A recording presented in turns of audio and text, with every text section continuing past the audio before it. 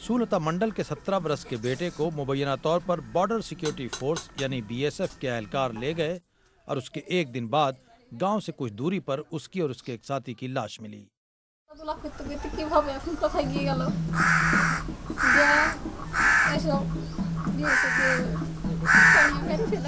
मेरा बेटा घर से बाहर गया था, बीएसएफ वाले उसे ले गए और उसे मार दिया।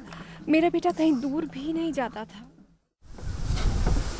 बुरहान गांव के 14 साला एहसान की हलाकत कुछ ही दिनों पहले हुई है। वो घर के पास अपने कजन के साथ मछलियां पकड़ने गया था। हलाकत का इल्जाम बीएसएफ पर है। तो बीएसएफ वाला जो किसी को भी बुलाता है डर से जाता है उसके पास, कहीं मार ना दे, इस डर से जाता है। वो भी डर से गया था। अब जैसे बुला के ले गया वैसा अचानक गोली की आवाज़ आई। भारत बांग्लादेश सरहद असम और बंगाल में आबादियों के दरमियान से गुजरती है।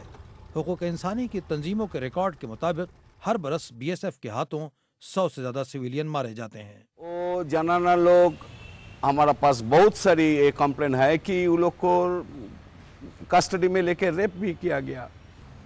10 साल में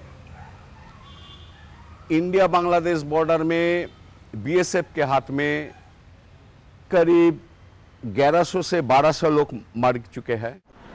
अमन के दिनों में सरहद पर सिक्योरिटी फोर्सेस के हाथों इतनी बड़ी तादाद में हलाकत शायद ही कहीं होती हो, लेकिन फोर्सेस को कभी सजा नहीं मिलती। डिफेंस के लिए वो बना देता है, बनावट स्टोरी बनाता है, स्टोरी बना के बोलता है उन लोग हम लोग को हमला किया था इसलिए हम लोग ये किया। बीएसएफ का कहना है कि वो स्मगलिंग और दरअंदाजी रोकने के लिए फायरिंग करती है। बॉर्डर का बात बिल्कुल क्लियर होना चाहिए सबको।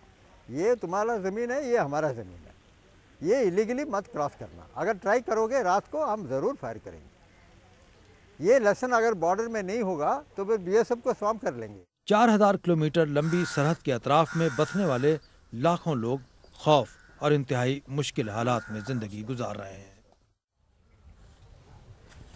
मेरे पीछे भारत बांग्लादेश सरहद है। ये दुनिया की खतरनाक तरीन सरहदों में से है और जिस तरह के हालात भारत और बांग्लादेश में सियासी और इक़्तिसादी हालात पैदा हो रहे हैं, उससे यहाँ की सूरत हाल और भी ख़तरनाक होने का अंदेशा है। शकील अख्तर, BBC न्यूज़, भारत बांग्लादेश सरहद।